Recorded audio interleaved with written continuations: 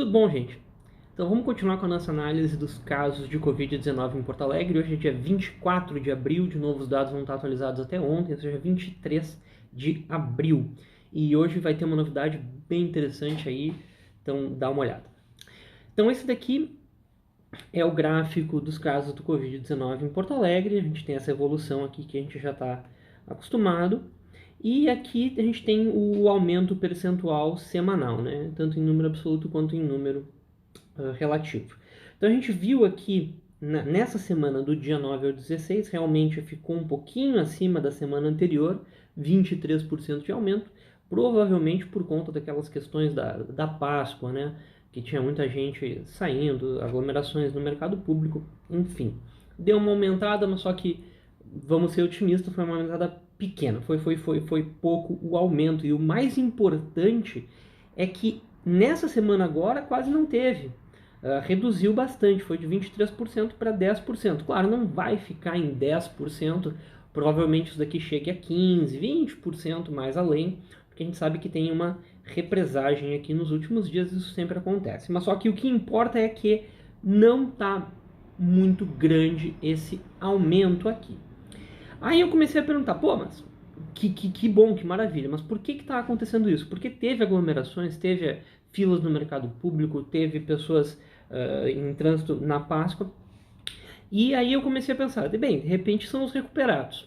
E comecei a olhar para essa curva aqui dos recuperados, busquei os dados dos boletins anteriores, e a cada dia fui colocando aqui o número de casos recuperados do Covid, dia 23 de abril aqui, 221 casos recuperados.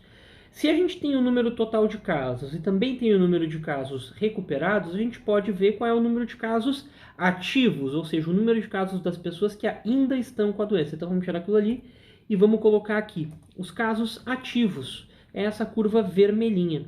E aqui é que vem a surpresa, aqui que vem uma coisa bem legal. Ontem, pela primeira vez, o número de casos ativos é mais baixo do que o número de casos recuperados. Ou seja, tem mais gente imune à doença do que pessoas ainda com a doença, diagnosticadas, né? Então isso aqui é a primeira vez que acontece, vocês podem ver esse gráfico aqui, e é um ponto bem simbólico. É simbólico isso daqui, pessoal. Não é muito... não diz que a gente chegou no auge, não diz nada disso, mas é simbólico. Pela primeira vez, o número de recuperados é maior do que o número de ativos. Mas o importante dessa curva vermelha aqui é ver que a doença está controlada, que está sempre no mesmo patamar, desde o dia 2 de abril aqui, não teve mais um crescimento significativo no número de casos ativos. A gente está mais ou menos sempre no mesmo patamar aqui, nunca passou de 250 casos ativos, ou seja, nunca passou aqui, sei lá, provavelmente de uns 230 casos ativos. Ficou sempre aqui, aquela coisa, entra um, sai um, se recupera um, se contamina um a mais, tem mais um diagnóstico. E fora que também tem a questão que o paciente ser denominado recuperado não é uma coisa tão simples. Ele tem que ficar 2 semanas sem sintomas, salvo engano. É isso que eu li nas últimas vezes que eu vi qual era a definição de recuperado. Então, provavelmente esse número de recuperados seja ainda maior, só que ainda não entraram nas estatísticas. Ou seja, o número de casos ativos de pessoas que ainda estão contaminando é menor ainda do que esse. Mesmo com aquela subnotificação 5-1 em Porto Alegre, que é mais ou menos o que eu acredito que esteja acontecendo, a gente vai ter menos de 1.000 casos ativos, isso é menos de 1% da população. Então, pessoal, a gente está num patamar aqui bem razoável nas últimas 3 semanas de casos ativos. Claro, o número total de casos ele vai sempre ser crescente, né? Mas o número de casos ativos está paradinho, está estagnado, está mais ou menos no mesmo patamar já faz 3 semanas. E até de ontem para hoje deu uma caída, mas continua no mesmo patamar, né? Entre 200 e 230, 250 aqui. Então, essa Essa estabilização do número de casos ativos, claro que leva àquela pergunta, né? Será que é a hora da abertura? A gente tem ouvido falar muito disso na mídia, tem muita pressão de diversos setores sobre a abertura do comércio.